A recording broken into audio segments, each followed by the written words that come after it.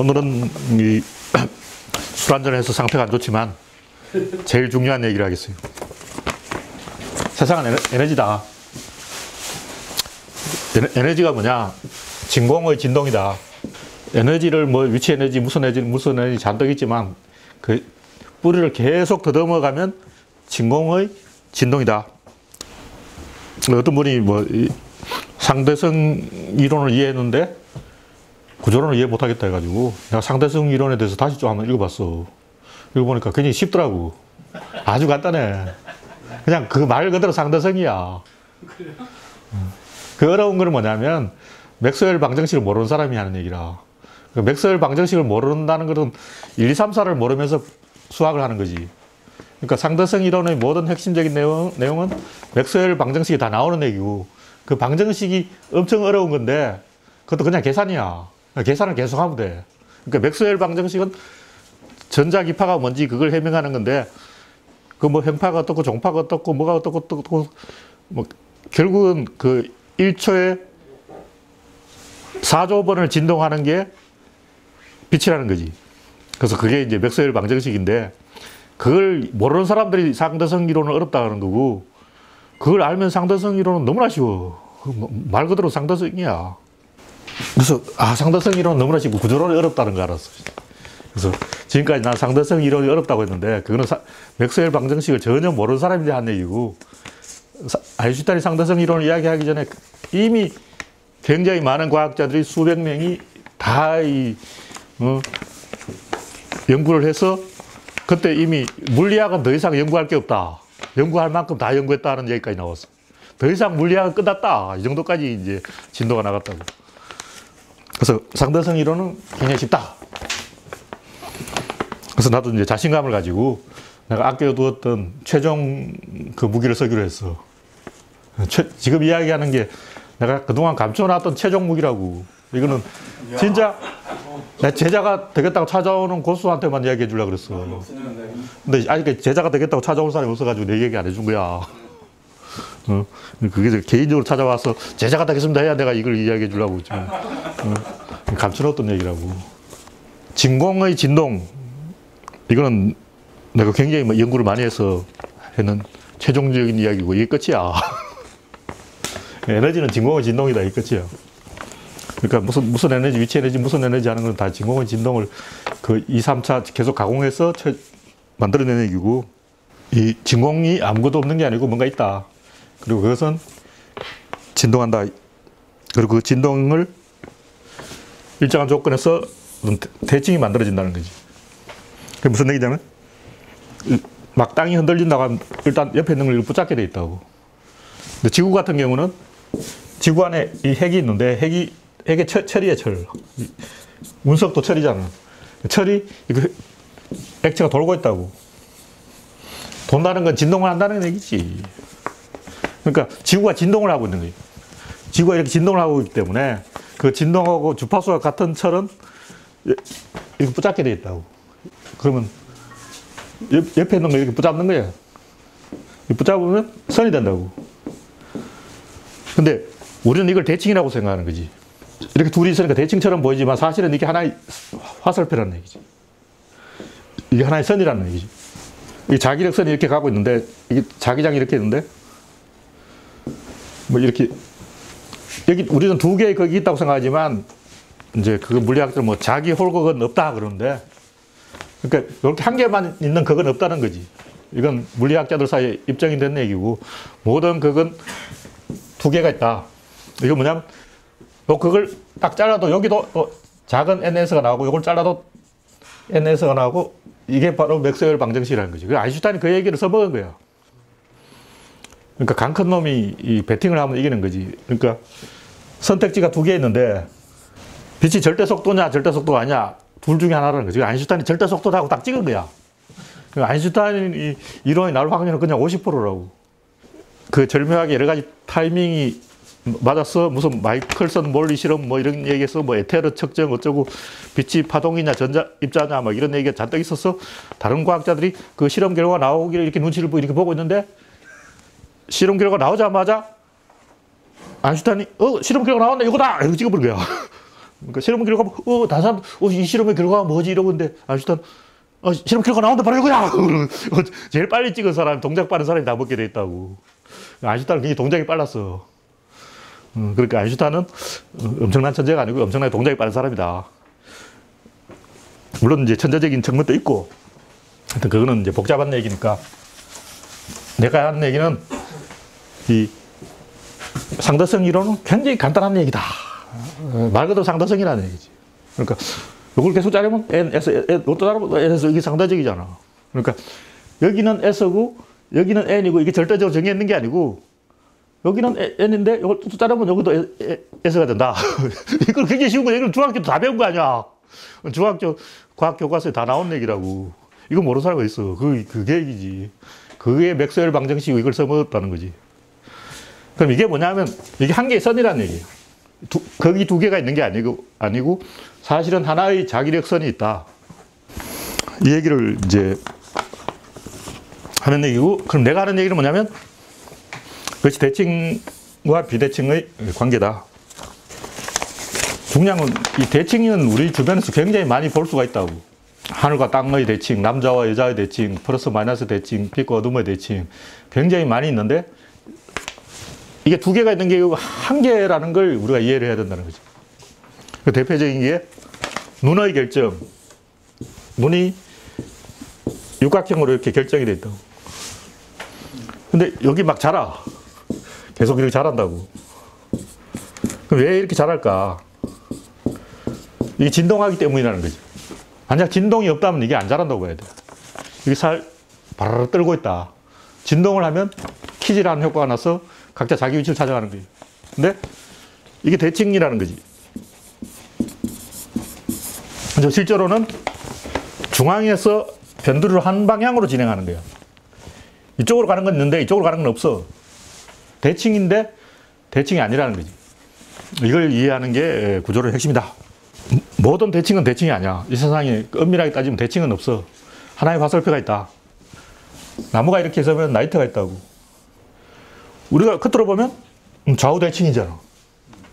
근데 실제로는 이 부분 지워버려야 돼.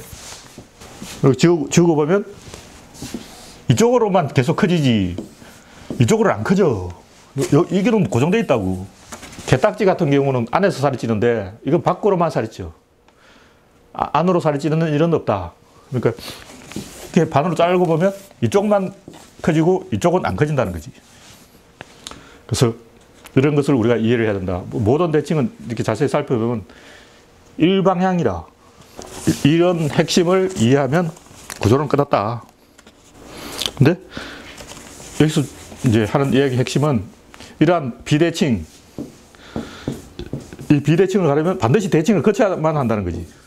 이 대칭을 거치지 않고 비대칭으로 갈 수가 없다는 거지. 왜냐하면 대칭이 되어야 이 어떤 대상을 통제할 수가 있어. 그게 무슨 얘기냐면 여기에 어떤 게 달라붙는다고 치면 여기도 하나 달라붙어야 된다는 거지. 왜냐하면 이놈이 진동을 하니까. 이놈이 진동을 하면 여기에 뭐 하나 커지면 이 균형이 깨지잖아. 그럼 여기 있는 놈들이 이렇게 이동을 해서 이쪽에 또 키워준다고. 이쪽도 좀 키워주고, 이 전체가 진동을 한다는 것은 이 하나의 바운더리 안에 하나의 개로 통일되어 있다는 거예요. 구조론으로서는 보통 뭐 밀도라고 이야기하는데 어떤 개의 밀도가 걸렸을 때 어떤 부분에 일어난 영향이 전체에 영향을 미친다. 계속 대칭을 찾아가게 되어 있다고. 근데 이렇게 대칭을 찾아가는 게 대칭 자체를 목적으로 한 게 아니고 이렇게 성장시키기 위한 목적이다. 점점 커지게 하기 위한 대칭이다. 그래서 이 진보와 보수의 대칭이 대표적인데 사실은 진보 쪽만 성장을 해. 보수는 성장을 안 해. 진보가 성장을 하려면 계속 이렇게 균형이 맞아야 돼. 그러니까 어떤 뭐가 있는데 이쪽으로 성장한다고. 이쪽은 성장을 안 해. 근데 이쪽이 성장을 안 해도 균형이 맞아야 되는 거예요. 그럼 어떻게 되겠어? 이쪽으로는 성장을 안 하면 그럼 요 중심이 이쪽으로 와야 되는 거예요. 그래서 보수가 계속 생겨나는 이유는 보수 쪽이 성장을 한 게 아니고 중심이 계속 이쪽으로 옮겨오는 거예요.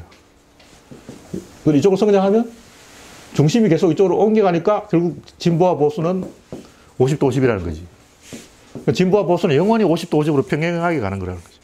그럼 우리는, 진보도 가고 보수도 가는구나. 이게 아니라는 거지. 진보도 이렇게 성장하고 보수도 성장하는 게 아니라 사실은 이 중심이 그렇게 옮겨오니까 그냥 50대 50으로 보이는 거라. 그래서 결국은 이 하나의 방향으로 간다. 그래서 생장점은 진보에만 있고 보수에는 생장점이 없다. 보수는 이런 개를 안정시키는 역할을 한다. 보수가 하는 역할은 진보가 계속 진보할 수 있도록 균형을 잡아주는 역할이에요. 그래서 보수가 없이 있으면 진보가 깨져. 왜냐면 만약 보수가 없으면 진보들이 자기들끼리 싸워. 이거는 우리나라 정치판을 봐도 알 수 있는 일이고. 그러니까 오늘 뭐 간단하게 이 정도만 이야기하려고 하고, 에너지는 진공의 진동이고, 이 진공의 진동이 어떤 외부의 힘과 상호작용을 할 때 물질이 생성되고, 물질이 생성될 때 그 진동이 밖으로 퍼져나가면 파동이고, 안으로 감추어지면 입자가 되고, 그것이 결정되지 않은 애매한 상황에 있는 것은 양자다. 애매한 상황이 왜 있냐면 진공의 진동이 있기 때문에. 이 진공 자체가 진동하고 있다는 거지.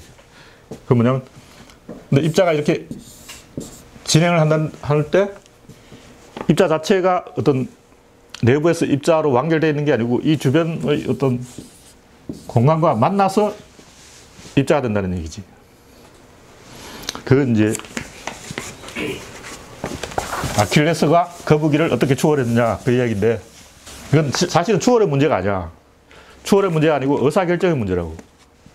아킬레스가 여기 있고, 거북이가 여기 있고 아킬레스가 여기 있다면 이렇게 어떻게 추월하느냐의 문제가 아니고, 이 추월한다는 것은 공간 개념인데 원래 이 얘기는 공간이 없어. 공간이 없으니까 추월도 없지. 아무도 없는 완전히 순수한 백지 상태에서, 순수한 무의 상태에서 추월이 일어나려면 이 둘이 공유하는 토대가 있어야 된다는 거지. 근데 요놈은 0.5고 아킬레스는 1이라고. 그럼 둘이 대칭이 안 되잖아. 대칭이 안 되면 의사결정을 할 수가 없어. 다시 말해서 아킬레스건 거북이건 간에 누가 추월하든지 간에 어떤 결정도 못 한다는 거지. 그럼 어떻게 했냐. 얘한테 잠시 대기. 그리고 이 토대가 아킬레스한테 0.5를 빌려줘. 그러면 1대1이 된다고. 다시 말해서 대칭이 안 되는 걸 억지로 대칭을 만든다는 거지. 그럼 1대1의 대칭 상태에서 빌려줬던 0.5를 다시 회수해. 그건 뭐냐면 아킬레스가 추월하는 결과가 된다는 거지. 다시 말해서 저울에 있는데 여기 0.5고 여기 1이면 대칭이 안 된다고. 그럼 어떻게 하냐. 이 축이 좀 살짝 이동해. 그래서 대칭을 만들어. 이 축이 진동을 한다는 얘기지. 축이 가만히 있지 않고 진동을 하기 때문에 축이 이쪽으로 살짝 이동을 해서 0.5와 1을 대칭시킨 다음에 다시 이쪽으로 와버려. 그러면 이쪽이 이긴다고. 그러니까 의사결정이 일어난다는 거지. 그래서 대부분의 의사결정은 그 양자적인 상황, 그런 궁극적인 어떤 인간이 상상할 수 있는 최고 높은 수준의 레벨의 단계에서는 대칭이 안 되는 걸 대칭을 만들어. 예를 들면 남자와 여자의 대칭이라고 치자. 남자는 덩치가 크고 힘이 세. 여자는 힘이 없고 작아. 대칭이 안 되잖아. 남자와 여자가 평등하게 결혼을 못 한다고. 남자와 여자가 대칭이 안 될 때는 어떻게 하면 장인어른이 딱 나타나서 여자 편을 들어. 그러니까 제3자가 나타나서 여자 편을 싹 든다고. 그래서 균형을 딱 맞춰. 그래서 결혼을 해. 결혼한 다음에 그 바람잡이들이 싹 빠져나가, 덜러리들이. 그럼 다시 남자가 지배하게 돼. 다시 말해서 남자는 이렇게 높고 여자는 낮은데 대칭이 안 되니까 의사결정할 수 없다. 그럼 외부의 제3자들이 개입해서 이렇게 만들어서 결혼을 딱 시켜놓고 싹 도망가. 그럼 다시 남자가 여자를 지배하는 불평등한 사회가 되어버린다는 거지. 사회의 거의 모든 의사결정이 실제로 이렇게 작동한다고. 그러니까 공정하지 않을 때는 가짜 공정을 만들어. 그러놓고 다시 불공정한 상태로 되돌아가 버린다는 거지. 이런 현상 선거 때 많이 나타나지. 선거 때 압도적으로 여당이 우세한 상태, 기울어진 축구장에서 축구 시합을 하잖아. 기울어진 그라운드에서 문재인 선수하고 박근혜 선수가 축구 시합을 하는데 이렇게 축구 시합 그라운드가 기울어져 있어.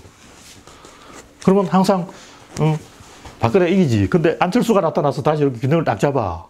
그래서 50도 50이 된 것처럼 해놓고 앉아서 이렇게 싹 빠져버리는 거야. 항상 그런 식이라고. 그래서 항상 당하는 거야. 자세히 살펴보면 사회의 그 모든 모순된 의사결정 구조들이 다 이런 식으로 제3자가 배경에서 딱 개입해서 약자를 도와주는 척 해놓고, 그래, 결혼식 끝났어. 그럼 바로 도망가 버려. 그 당하는 거라고. 이런 식으로 의사결정이 일어난다는 거지. 그러니까 이 정도만 하고. 하여튼 이게 어떤 구조론의 제일 중요한 어떤 핵심적인 얘기다. 이 정도만 말씀드리겠습니다.